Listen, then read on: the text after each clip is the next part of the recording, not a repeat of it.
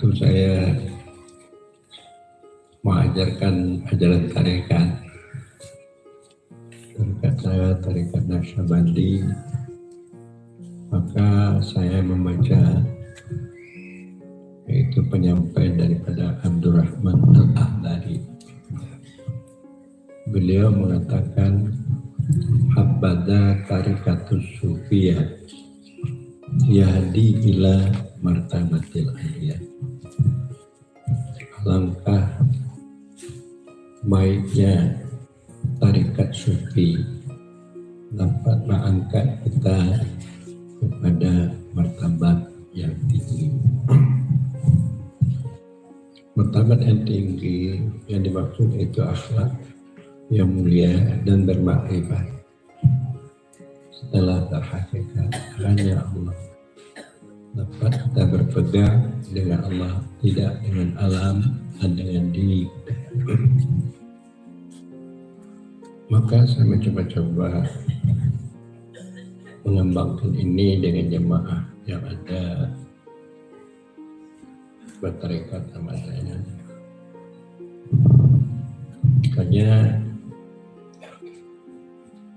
terus saya menyampaikan di Aceh Barat, kemudian juga saya melalang buana ke Malaysia.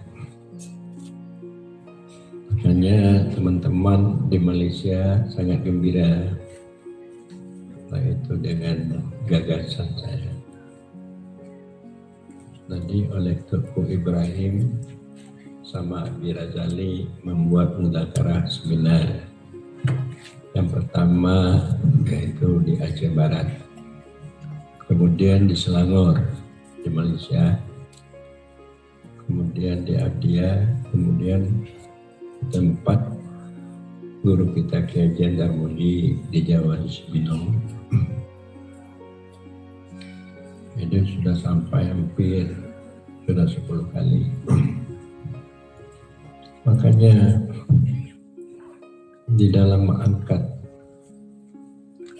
ajaran kesufian setelah kita bertarekat dengan pengertian ajaran hakikat ini, kebanyakan ulama-ulama di kampung saya di Aceh dan juga saudara-saudara saya menentang.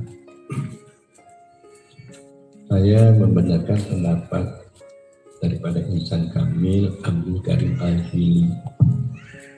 Katakan olehmu, hai Muhammad, dianya engkau, dianya insan, itu Allah. Abdul Karim Al-Jili ini orang sufi, orang hakikat. Dia menafsirkan cara hakikat. Hakikatmu Muhammad adalah Allah. Hakikat insan ini Allah. Hakikat alam semesta ini adalah Allah. Mana hakikat asal? Bahwa tidak ada yang asal selain daripada Allah Subhanahu wa Ta'ala. Jadi pendapat itu saya benarkan. Tadi oleh Abu Samad Palembani, pengarang kitab Sirru Salikin, juga membenarkan. Tadi ulama-ulama yang tidak paham, dia menganggap kata Abdul Karim Al-Jili ini bukan tafsir hakikat, tafsir secara umum, tafsir akidah. Orang yang membenarkan Muhammad ini Allah adalah orang yang mengiktikadkan secara akidah Muhammad itu sudah jadi Allah. Jadi orang yang PT yang membenarkan Muhammad Allah itu telah menyembah Muhammad. Inilah fitnah, di mana fitnah ini bertabur.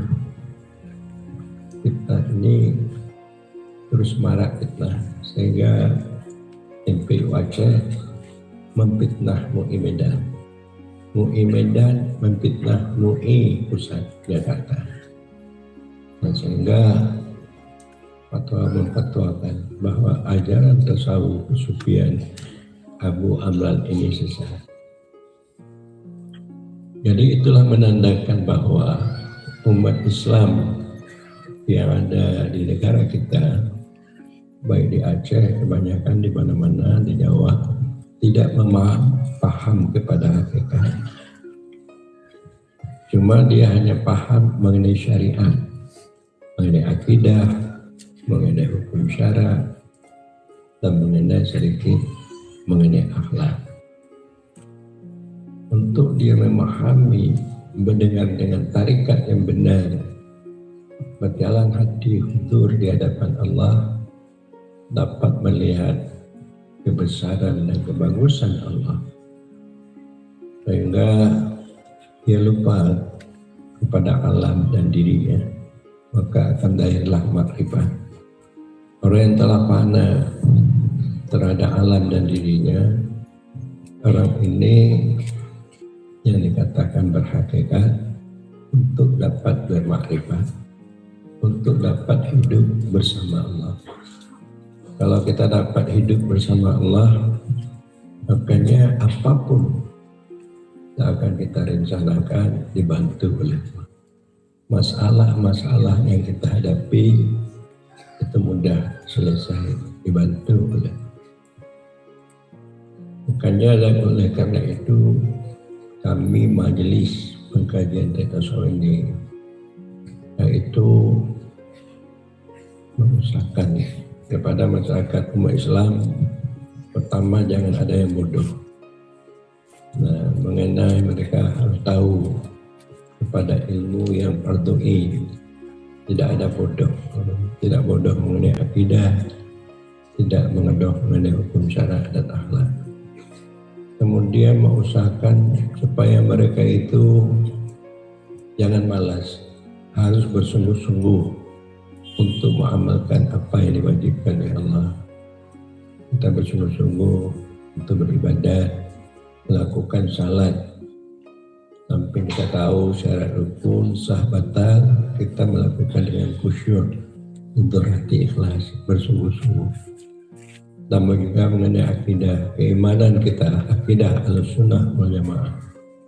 Kita melihat kita tidak dapat melakukan apa yang kita lakukan kalau bukan dengan kudrah irada Allah, bantuan Allah. Kita bukan orang Wahabi, kita bukan orang Mu'tazilah. Seolah Allah telah memberikan urusan kita kepada kita. Tidak perlu lagi Allah, karena Allah telah memberikan ilmu, akal, dan kekuatan pada kita. Samping itu juga berusaha supaya umat Islam ini dapat berakhlak yang bagus. Dia sabar, dia rendah hati. Dengan makna sabar di atas taat, sabar di atas maksiat, sabar di atas bala.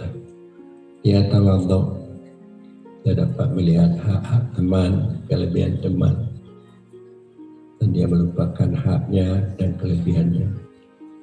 Dia isar peduli, dia dapat bersyukur, dia dapat merebah, taslim pada Allah dan reda apa yang Allah lakukan padanya.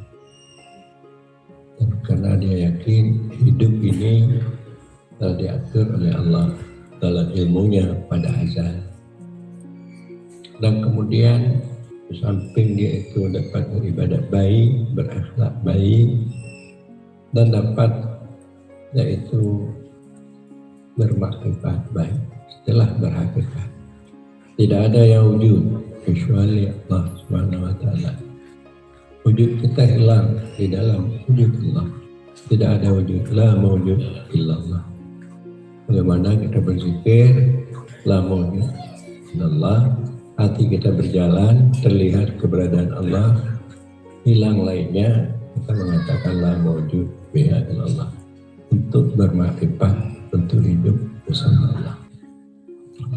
Jadi inilah yang diperjuangkan oleh ajaran tasawuf sufi ini, memperjuangkan agar pemerintah dapat memahami ini, pemerintah dapat beribadah baik, pemerintah dapat berakhlak baik, pemerintah dapat beriman baik, dan juga pemerintah dapat bermakrifat yang baik sesuai dengan dasar negara kita, Sila pertama Pancasila, Tuhan Yang Maha Esa. Esa perbuatannya, esa sifatnya, esa zatnya. Kita dapat menyaksikan Tuhan Yang Maha Esa, hilang lainnya. Tidak perlu lagi kita berpikir, akal pikir, memperbuatkan ilmu yang ada pada kita. Cuma kita yang berpikir bagaimana supaya kita menjadi manusia yang adil lagi beradab. Manusia adil ada pada gubernur, manusia adil ada pada wali kota, ada pada presiden, manusia adil lagi beradab. Lalu kita kerakyatan ini dipimpin oleh hikmah kebijakan sesuai dengan hukum, dan mereka itu didasarkan dengan Tuhan Yang Maha Esa, manusia adil lagi beradab. Baru terwujudnya kesatuan, persatuan, kasih sayang sama kita. Sayang kita kepada orang Sumatera Barat, bagaimana kita sayang kepada orang Aceh. Jadi barulah keadilan itu tercapai, baru negara ini dapat hidup yang madani, artinya yang berkemajuan zahir batin. Jadi kalau kita lihat kepada kita semua, anak-anak kita banyak yang tinggal sembahyang. Kalau kita tinggal sembahyang anak kita tak marah. Tapi kalau dia main-main, berundang sana sini, ya kita senang melihatnya. Dia berpoya-poya senang. Dia tidak salah, tidak peduli. Nah, baik kita yang tua-tua dan juga yang muda-muda. Sebenarnya ini tugas kita semua, tugas pemerintah, tugas Kanwil, ya, tugas MUI, tugas ulama-ulama, tugas orang-orang tua. Karena untuk mencegah daripada kemungkaran, tidak ada lain sebagaimana firman Allah, inna salata tanha 'anil fahsya'i wal munkar. Sembahyang itulah yang mencegah kita daripada kemungkaran dan juga daripada kekejian. Tadi sembahyang ini. Jadi kalau ini sudah tidak ada lagi kemungkaran dan kekejian, maka polisi sudah aman ya. Tidak ada lagi yang sabu-sabu. Anak-anak kita yang narkoba, yang tidak ada lagi main perempuan. Ini kadang-kadang mereka pula yang mencegah, tapi mereka yang berbuat. Ini kalau saya lihat di Aceh, tapi di Sumatera Barat ini tidak ada. Para jamaah sekalian, untuk kita lagi dengan ajaran tasawuf Sufyan mengangkat hakikatnya. Ini yang masih ulama-ulama kita artinya belum mau bersama-sama. Baik MUI ya, yang ada di Sumatera Barat, MUI yang ada di pusat, hanya mereka ini itu menentang ajaran kita ini. Maka dari itu untunglah ada teman-teman seperti Dr. Rahimuddin, Dr. Rubaidi, Profesor, ada Abi Razali dari Malaysia, ada beberapa orang-orang yang paham mengenai makrifat dan berjuang untuk meningkatkan akhlak yang bagus, iman yang kuat, dan makrifat setelah berhakikat. Kita hidup berkasih sayang. Maka teman-teman inilah pembantu saya. Kalau tidak, saya sudah ditangkap saya ini. Saya di Aceh, kemana-mana, kalau penyampaian saya ada di Intel. Kalau bukan saya anak Abuya Mudawali, ulama besar Aceh, saya mungkin sudah disembelih. Jadi itu perjuangan yang diperjuangkan oleh MPTT, Majelis Pengkajian dan Tasawuf. Jadi bagaimana ibu-ibu, bapak-bapak, kurang pakai mencari rotan dicari katanya timbul. orang arif mencari Tuhan, sabalun dicari Tuhan lah di bawah. Ikut siapa? Orang Padang. Orang apa? Padang. Kalau kami orang Aceh, orang Pagai mencari rotan. Rotan dicari katali sawah. Kalau kita tidak arif mencari Tuhan, semakin dicari semakin jauh. Semakin dicari, awak sembahyang kan mencari Tuhan. No? Semakin sembahyang, semakin nampak yang lain. Nampak yang lain, nampak anak, nampak bini, nampak kerja kawak dengan sembahyang. Bismillahirrahmanirrahim. Tapi lah kamar-kamar awak. Bukan sampai sembahyang. Kadang-kadang waktu sembahyang awak ada di kadai. Waktu sembahyang awak ada di dapur. Itu di Aceh, di Padang enggak kan?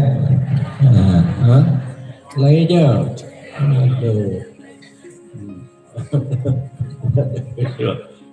Berarti makna khusyuk kepadam nafsu kita ingat pada yang lain. Karena kita telah dilihat oleh Allah. Kita hina dan juga kita tidak dapat menentang hukum Allah. Tadi kita khusyuk pada nafsu kita kepada yang lain. Tadi ini diarahkan kita supaya kita dapat salat khusyuk. Qad aflahal mu'minun alladzina hum fi salatihim khusyuk. Dua sembahyang orang yang zuhud tidak teringat dunia dia waktu sembahyang lebih baik daripada beribu-ribu sembahyang. Walaupun dia mujtahid orang alim tapi teringat selain Allah dalam sembahyang, cinta kepada lain Allah, maka lebih baik dua rakaat sembahyang orang yang zuhud. Zuhud itu ajaran tasawuf, warak ajaran tasawuf. Apa naklah boleh ajaran tasawuf. Karena itu bersyukur bahwa dengan ajaran tasawuf ibadah kita bertambah pahalanya, gaul kita bertambah baik, suami kita bertambah sayang, ibu-ibu ya, akhlak kita bagus, dan keimanan kita bertambah kuat, makrifat kita dengan Allah senantiasa ada dalam segala kehidupan kita dibantu.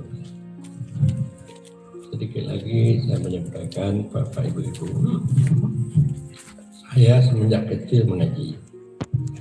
Sebab ayah saya ulama besar Aceh, Syekh Mudawali. Kami ini berasal di Batu Sangkar, di Kota Baru, Batu Sangkar. Tadi nenek merantau, anak kawin, punya anak beliau Syekh Mudawali. Lalu saya mengajarkan berbagai ilmu pesantren di pesantren. Ilmu pokok, ilmu alat, nausara, mantai, bayan, sultik, dan juga memimpin tarekat. Tapi ketenangan itu tidak akan tercapai. Takut hidup masa depan. Takut hidup masa depan. Maka kembali saya membalik-balik kitab lama. Di kitab Tufatul Musalah, kitab lama, kitab Manazilus Sa'iri, kitab orang-orang suci. Maka saya melatih. Jadi waktu saya melatih, kemudian yaitu mengenai hidup masa depan itu tidak ada gundah lagi, karena dimudahkan oleh Allah Subhanahu wa Ta'ala. Mudahkan oleh Allah. Tampaknya banyak orang sayang, banyak orang kenal sampai ke Malaysia, sampai ke mana? Sampai ke Turki, sampai ke Tunisia.